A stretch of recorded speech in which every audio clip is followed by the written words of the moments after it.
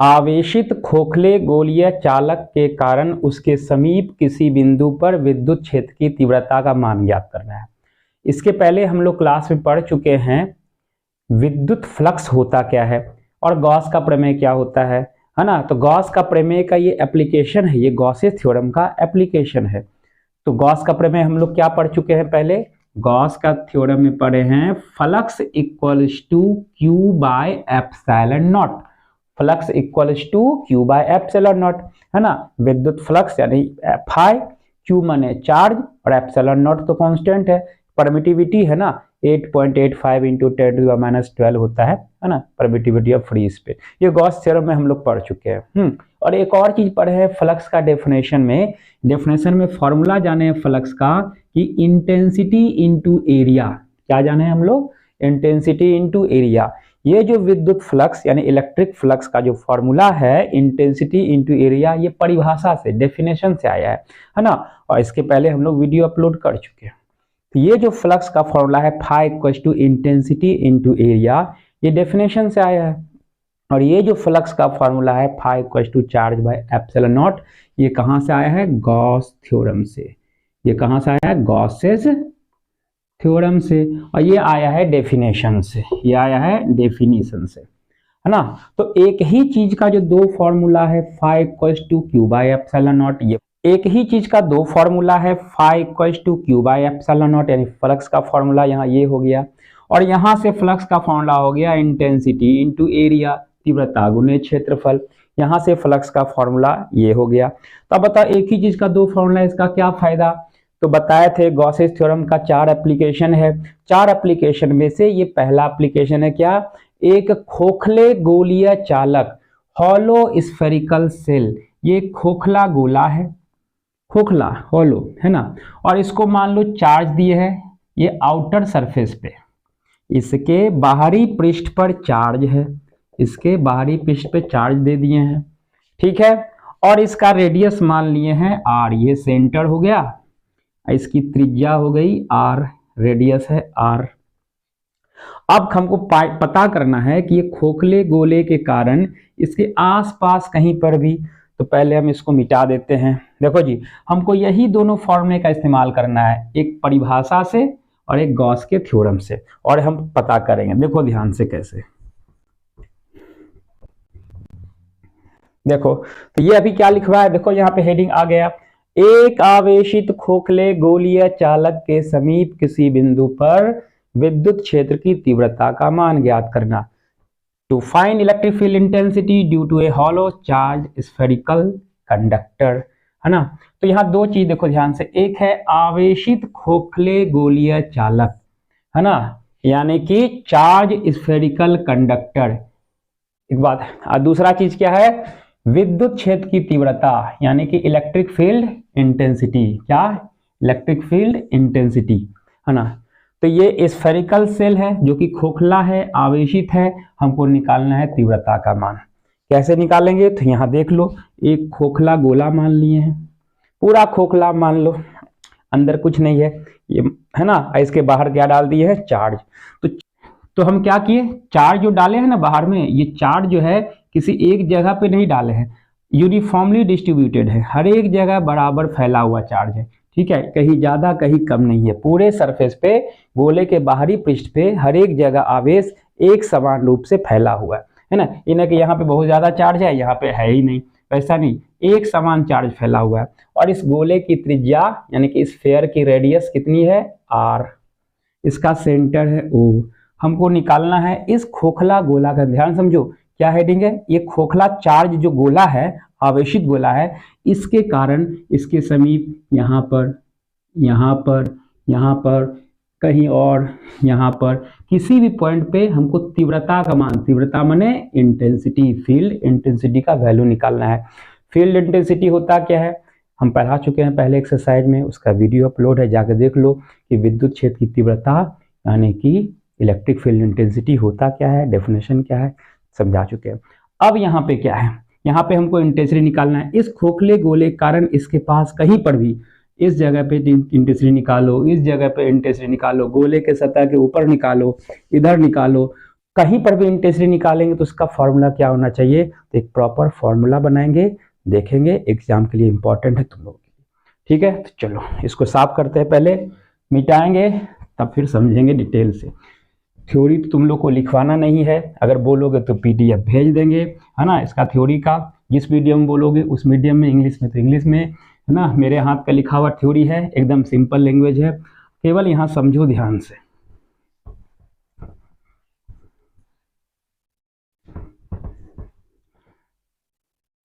चलो अब क्या करते हैं, बनाते हैं एक खोखला गोला, हॉलो चार्ज स्फेरिकल सेल। ये थोड़ा पिचक गया, ठीक है, बच्चा है,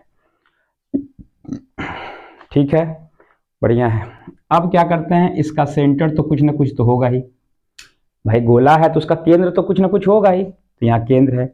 और जब गोला है तो इसका रेडियस भी कुछ ना कुछ तो होगा, त्रिज्या जिसको बोलते हो, त्रिज्या भी कुछ ना कुछ होगा, त्रिज्या मान लिए r, है ना। और चूंकि ये बाहर से जब तक चार्ज नहीं देंगे तब तक तो तीव्रता का मान शून्य हो जाएगा, जब तक इसको चार्ज नहीं करेंगे तो तीव्रता कैसे निकालेंगे। इसके आउटर सरफेस पे यानी कि गोले के बाहरी पृष्ठ पे क्या दे दिए हैं हम, चार्ज दे दिए, यहाँ तक कोई दिक्कत नहीं। ये जो चार्ज अभी जस्ट बताए थे कि यूनिफॉर्मली डिस्ट्रीब्यूटेड होता है सरफेस पर, यानी कि गोले के बाहरी पृष्ठ पर एक समान रूप से फैला हुआ है, बस इतना सा ही मेरा सिस्टम है और कुछ नहीं। एक खोखला गोला है, बाहरी पृष्ठ पे चार्ज है ना, त्रिज्या है r, त्रिज्या माने रेडियस, सेंटर है o। अब इसके पास जैसा कभी समझाए थे, कहीं पर भी किसी भी पॉइंट पे इस खोखले गोलीय चालक के कारण तीव्रता निकाला, इंटेंसिटी।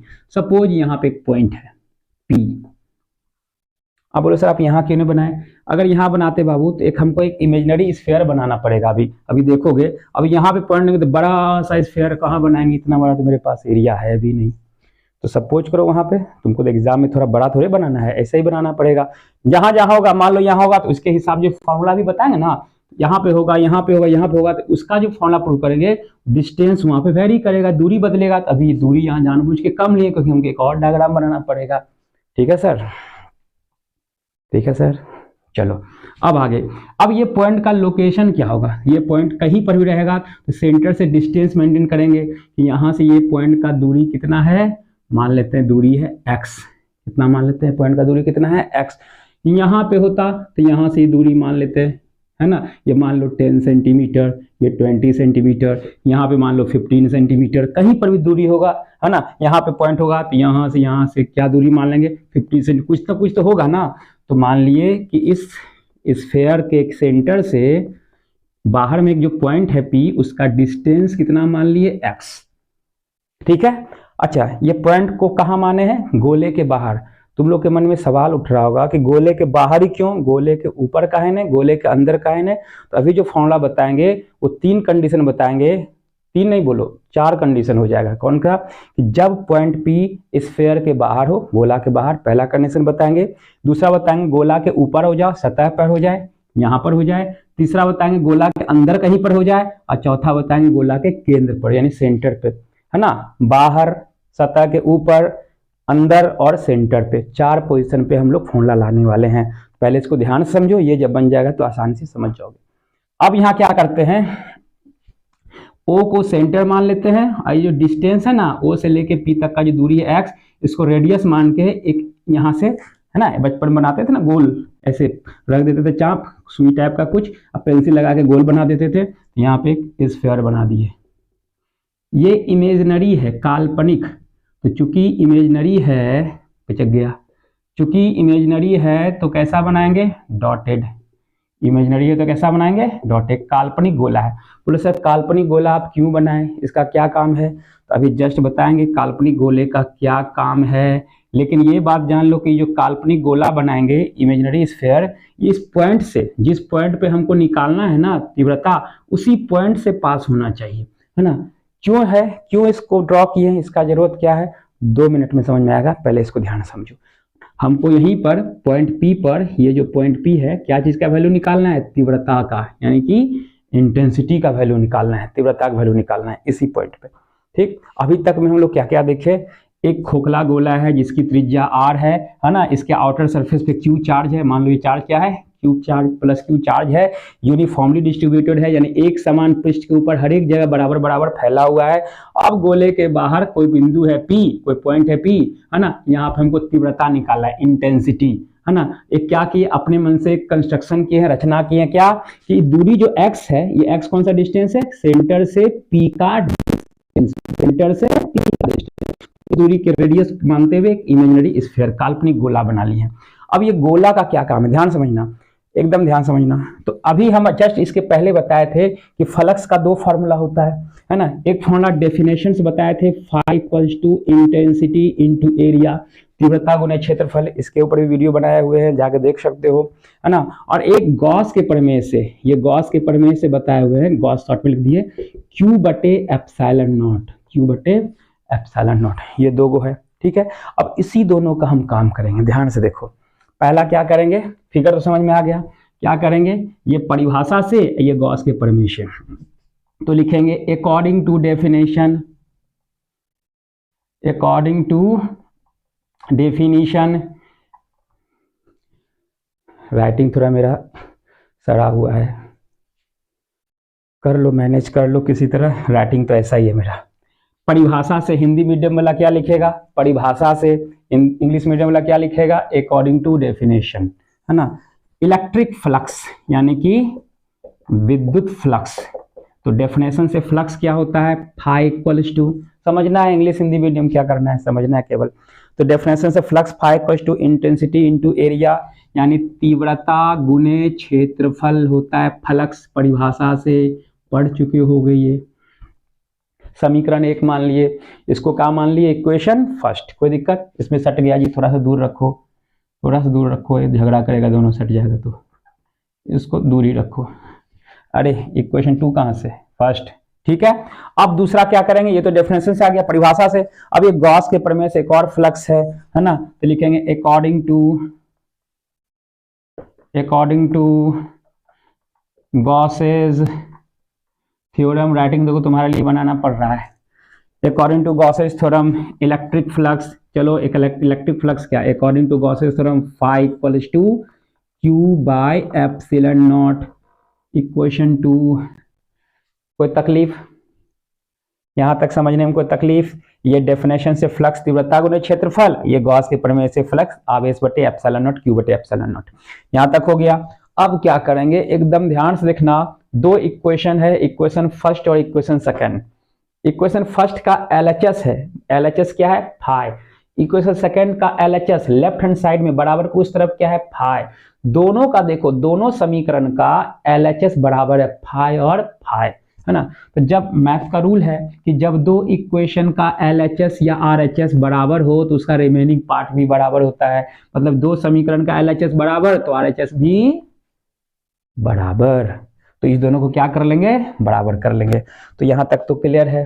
अब क्या करेंगे, तो from equation first and equation second, समीकरण 1 और समीकरण 2 से, समीकरण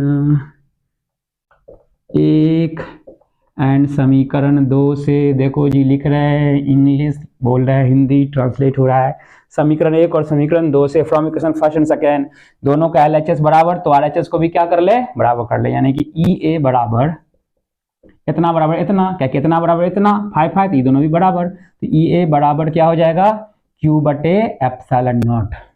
यहां तक कोई तकलीफ, ये दोनों को इक्वेट कर दिए, EA बराबर Q बटे एप्सिलॉन नॉट, ठीक है जी। चलो अब इसको मिटा लो जल्दी से, जल्दी जल्दी मिटा लो भाई। अब देखो मेरा टारगेट क्या है, हमको निकालना है तीव्रता, क्या निकालना है, तीव्रता, इंटेंसिटी, E का वैल्यू। तो यहाँ से E इक्वल्स टू क्या, अच्छा एक काम और कर लो, चलो एक बात और, ये जो A है, इस तो बताए ना कि इमेजिनरी स्फीयर क्यों ड्रॉ किए हैं, ये काल्पनिक गोला क्यों बनाया, अब इसका जरूरत पड़ गया जी। ये जो स्फीयर है, इमेजिनरी स्फीयर, इसी का एरिया, इसका एरिया यानी क्षेत्रफल यहां पर रखने वाले हैं, ए मने एरिया, ए मने एरिया, किसका एरिया, इस गोले का कि इस गोले का एरिया, किसका, तो जहां पर तीव्रता निकालना है, जिस पॉइंट पे इंटेंसिटी निकालना है वो पॉइंट किस सतह के ऊपर है, तो हमको तीव्रता निकालना है P पर। तो P पर, ये P जो बिंदु है कहाँ पर है, इसके ऊपर है कि इसके ऊपर है, तो इस सतह के ऊपर है। इसलिए तो हम ये इमेजिनरी स्फीयर ड्रॉ किए हैं। यहाँ पे एरिया जो है ना ए, ये एरिया हमको इसी का ड्रॉ करना है। तो चूंकि ये उस वक्त क्या था, हम P तो बना दिए ऐसे करके, लो मिटा दो इसको, उस वक्त तो P ऐसे बना दिए, लेकिन यहाँ पे हमको पता था कि यहाँ पे एरिया आएगा, एक एरिया का हमको जरूरत पड़ेगा, तो इसका एरिया नहीं रख सकते, इसका क्षेत्रफल नहीं रख सकते। क्षेत्रफल किसका, जहाँ पे P है उस सतह का क्षेत्रफल। यहाँ तो है नहीं कोई सरफेस, तो एक इमेजिनरी सरफेस ड्रॉ कर लिए, काल्पनिक सतह।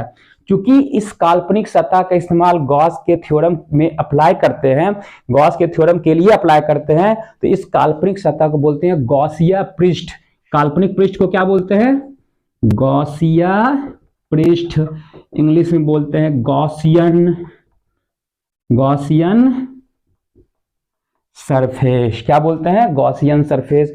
क्योंकि इस सरफेस का प्रयोग हम लोग करते हैं, गॉस के थ्योरम में अप्लाई करते हैं, है ना, इसलिए इसको बोलते हैं गॉसिया पृष्ठ। इसका इस्तेमाल सिर्फ और सिर्फ किस लिए, इंटेंसिटी का वैल्यू फाइंड करने के लिए, तीव्रता का मान निकालने के लिए सरफेस ड्रॉ करते हैं, बस इसका काम यही है ना। गॉसिया पृष्ठ हो गया, है ना। यहाँ पे एरिया इसी का रखेंगे, डॉटेड वाले का।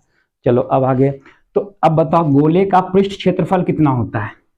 गोले का surface area of sphere 4 pi R square पढ़ा होगा। तो चलो ई और एरिया वैल्यू कितना रख देते, एरिया यानी गोला का क्षेत्रफल क्या होता है, पढ़ा होगा ना, 4 पाई आर स्क्वायर गोले का क्षेत्रफल, 4 पाई आर स्क्वायर 9th में पढ़ा होगा।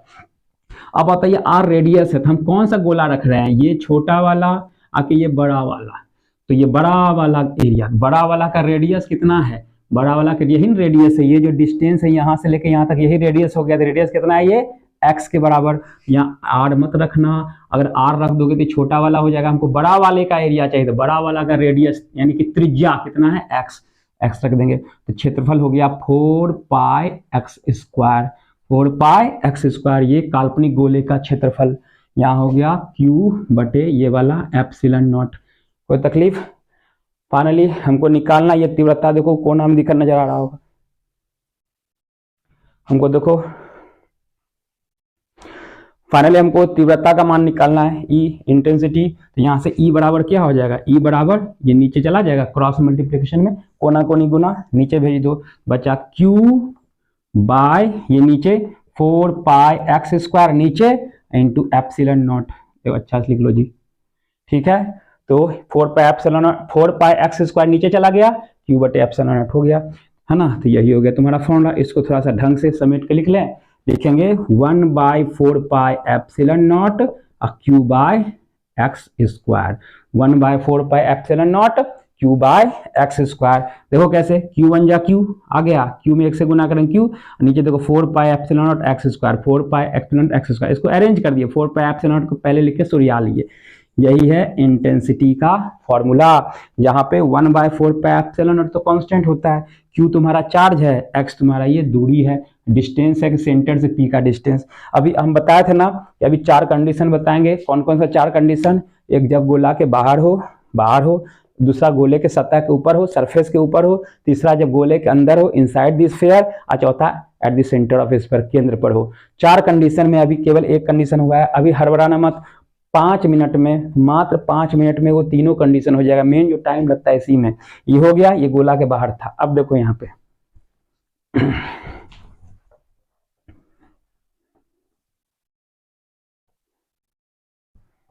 देखो, मान लो केस फर्स्ट केस मान लो कि जब इस पॉइंट को उठा के इस यहाँ पे ले आओ, ये जो पॉइंट है ना इसको साफ कर लेते हैं, ये जो पॉइंट है जो कि इतना डिस्टेंस पे था, मान लो कि इसकी त्रिज्या कितनी है, इस गोले की रेडियस है मान लो 5 मीटर, कितना मान लो 5 मीटर, और ये जो बाहर में पॉइंट है जाहिर सी बात है 5 से ज्यादा होगा, तो मान लो यहाँ से लेकर यहाँ तक ही कितना है 7 मीटर, कितना है 7 मीटर, ऐसे समझना 7 मीटर रेडियस है इस गोले का, कितना 5 मीटर, और जो बाहर जो पॉइंट है ये कितना हो गया 7 मीटर, 5 से ज्यादा है ना 7 मीटर।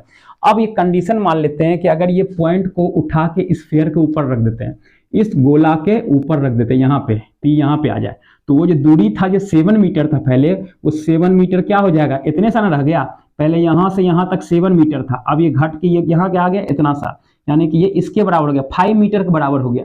त्रिज्या के बराबर हो गया ना जी, 5 मीटर। यानी कि जब गोले के ऊपर हो, when point lies on the surface of the sphere, जब बिंदु गोले के सतह के ऊपर हो, तब जो दूरी x था, ये वाला दूरी पहले x था, है ना, यहां से लेके यहां तक x था, वो किसके बराबर हो गया, इसके बराबर, कैपिटल R, त्रिज्या के बराबर हो गया ना। तो x के बदले में x के प्लेस पे R पुट कर देंगे, है ना, कैपिटल R यानी त्रिज्या।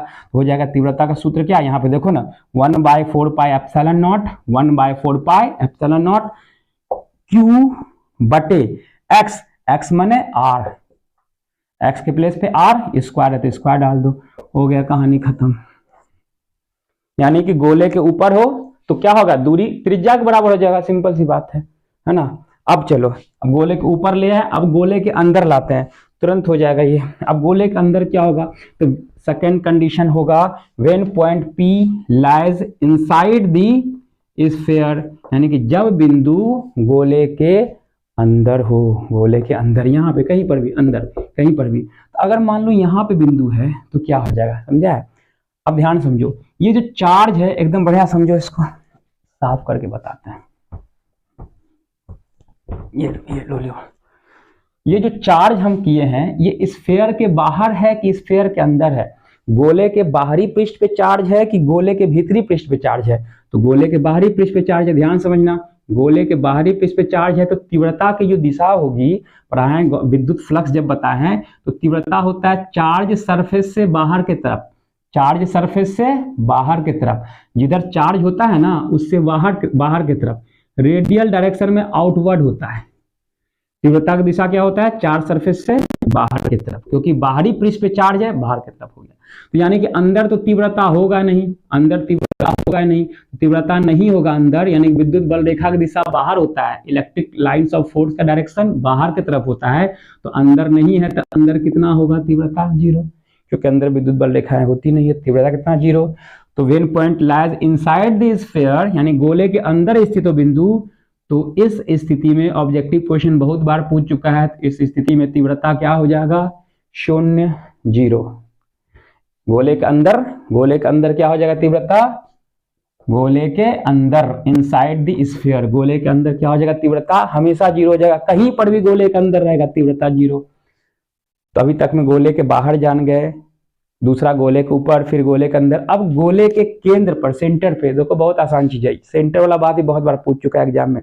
सेंटर पर, गोले के केंद्र पर तीव्रता कितना होगा, 0 होगा। कॉमन सेंस लगाओ, देखो ना कि केंद्र पर, जब हम बता चुके हैं कि अंदर में तीव्रता 0 होता है, अंदर में क्या होता है, तीव्रता 0, तो अंदर में कहीं पर भी तीव्रता 0 होगा, तो केंद्र कहाँ होता है, गोला के अंदर होता है, गोला के बाहर होता है, सेंटर स्फीयर के अंदर ही ना होता है जी। जब अंदर कहीं पर भी तीव्रता 0 बता दिए, तो केंद्र पर भी कितना होगा, तीव्रता 0 ही होगा ना। यानी कि केंद्र पर भी तीव्रता, यानी सेंटर पर तीव्रता कितना होता है, ये भी ऑब्जेक्टिव में पूछ चुका है, तीव्रता का मान क्या होता है, 0। यानी कि गोले के अंदर कहीं पर भी, तो ये दोनों एक्चुअली में एक ही है, गोले के अंदर कहीं पर भी तीव्रता 0, तो सेंटर भी कहाँ है, गोले के अंदर, सेंटर पर भी तीव्रता क्या होगा, 0। बाकी बाहर और गोले की सतह पर बता दिए, ठीक है, क्लियर। अब नेक्स्ट क्लास में हम लोग जानेंगे आवेशित चादर के कारण। तब तक के लिए पढ़ते रहो।